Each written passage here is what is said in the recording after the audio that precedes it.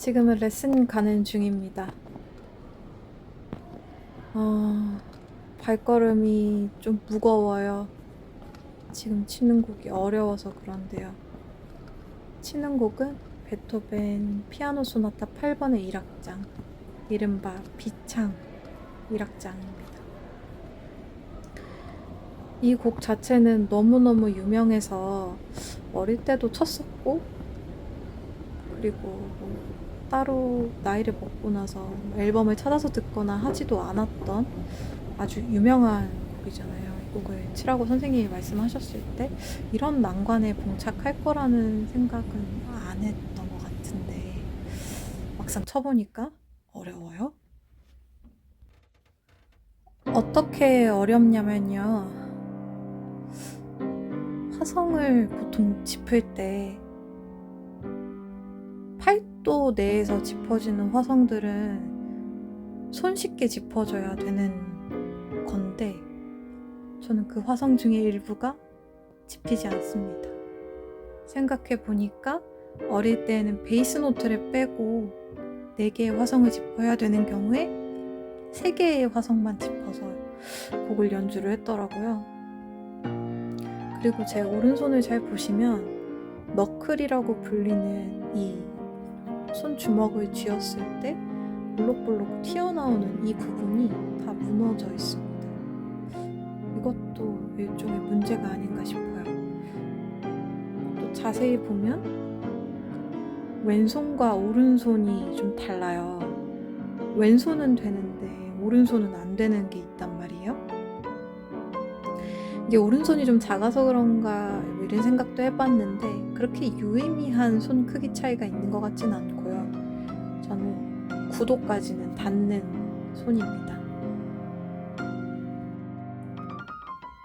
뭐 그럴 수 있습니다. 뭐 손 구조 자체가 뭐 어떤 화성을 짚는 게 어려울 수도 있고요.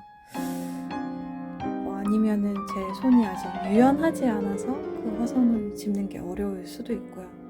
그런데 지금 답답한 건 제가 원인을 찾지를 못해서 혼자서 이거저거 연습을 반복적으로 집요하게 하다가 부상을 당했어요. 이른바 골프 엘보라고 하는 팔꿈치를 접었을 때 접히는 안쪽 부분이 아픈 그런 증상이 나타났는데요. 사실 그 증상이 나타났을 때 걱정이 된다기보다 저는 제가 좀 웃긴 거예요. 제가 뭐 전공하는 사람도 아니고 이게 뭐라고 이렇게 집요하게 하다가 이렇게 다치기까지 하는지 이게 너무 좀 제 스스로가 웃기다는 생각을 했었어요. 피아노를 왜 치는가 이런 근원적인 질문도 좀 들었고요. 지금은 레슨 직전의 연습이어가지고 좀 속도를 내가지고 해보고 있어요. 이게 되나? 그리고 제가 지금 그 골프 엘보가 있었다고 했잖아요. 그래서 지난 한 5일 동안 연습을 거의 안 하고 이 레슨 직전 그 월요일에 집에 있는 전자피아노로만 좀 연습을 했었어요.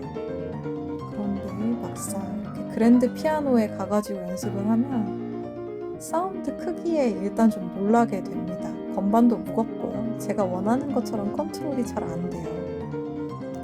크게 치는 게 안 되는 것보다 작게 치는 게 되게 안 되더라고요. 작게 소리 내는 법을 좀 연마를 할 필요가 있지 않나. 그래서 왼손을 반주다 보니까 좀 작게 연주를 하고 멜로디 부분을 살리고 이렇게 하고 싶을 때 좀 제 마음 같지 않았던 부분이 있습니다. 어쨌든 레슨 직전이니까 좀 손을 푼다 이런 생각을 하면서 시계도 보고 레슨에 늦으면 안 되니까 이렇게 연습을 하고 있습니다. 사실 지금 되게 아무 말이나 하고 있는데요. 이 아무 말이나 하는 이유가 있어요. 오늘 레슨에 갔다가 선생님한테 이제 얘기를 했어요. 제가 지금 골프 엘보가 있는 것 같다. 그러니까 이렇게 연습을 하다가 부상을 당한 것 같다는 얘기를 했더니 선생님이 아프면 피아노 치지 마라. 오래 걸릴 수도 있다놨는데 본인도 이제 뭐 운동을 하시나 봐요. 그러면서 뭐 그런 팔꿈치가 아픈 증상을 경험해 보신 적이 있다고 하시더라고요. 그래서 오늘 레슨을 그냥 안 하고 그냥 집에 왔습니다. 뭐 저는 저 나름대로 이렇게 준비를 해서 갔지만 선생님이 깔 때가 있죠. 그럴 수 있죠. 예, 저는 개인적으로 지금 제가 레슨 받는 선생님이 저한테 과분한 이력을 가진 분이라고 생각하고요. 처음에 레슨 의뢰를 드렸을 때 나를 거절할 수도 있겠다 이런 생각까지도 했었어요. 그런데 뭐 흔쾌히 받아주셔가지고 배우고는 있는데 어떤 저 같은 아마추어를 트레이닝을 하는 거랑 피아노를 잘 치는 것 사이에는 좀 차이가 있을 수도 있잖아요. 이런 걸 경험을 해본 적이 없는 원래 타고나기를 잘 치는 분이 아닌가 이런 생각이 좀 들더라고요.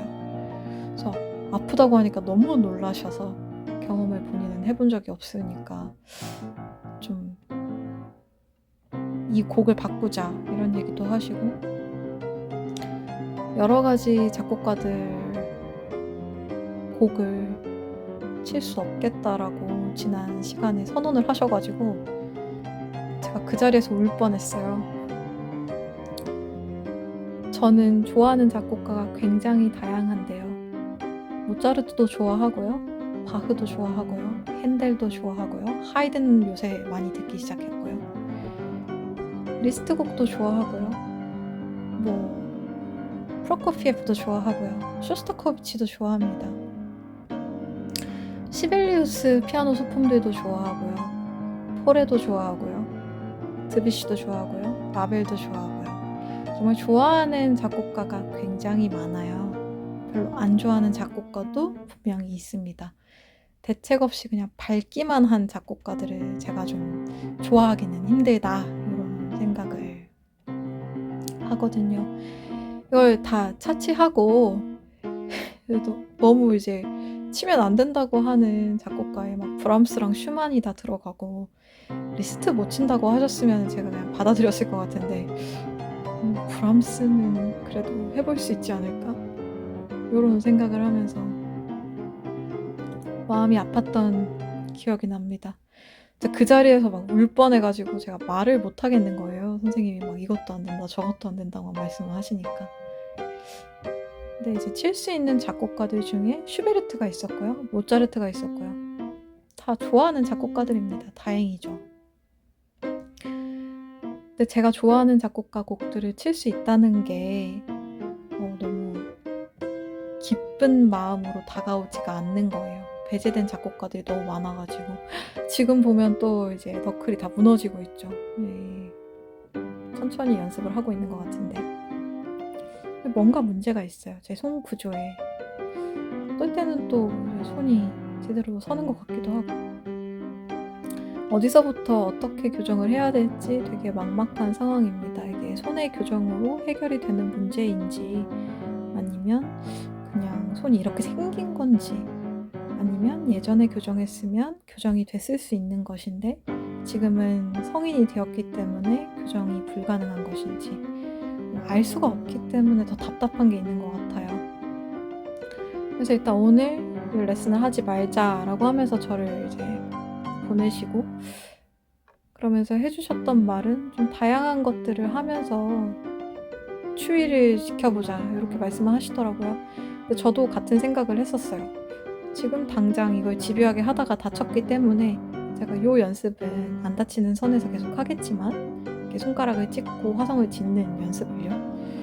그렇지만 지금 당장 해야 될 거 얼마나 많이 있는지 알고 있거든요.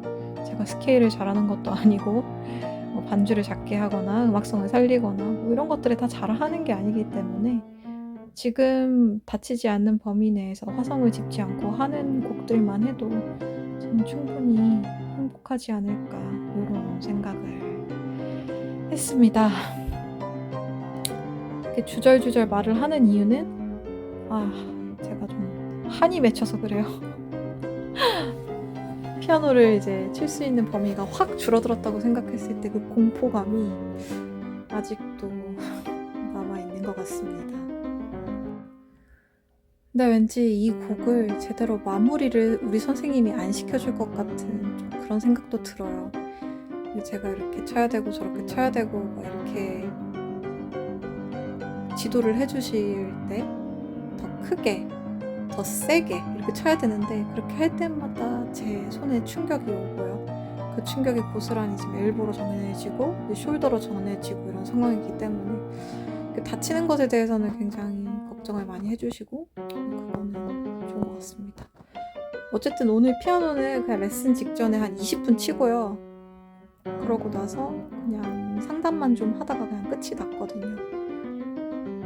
다음 시간까지 더 연습을 할 수 있을지 없을지도 모르는 상황이어서 좀 아쉬운 마음을 안고 이번 한 주의 피아노를 마무리를 하게 될 것 같습니다.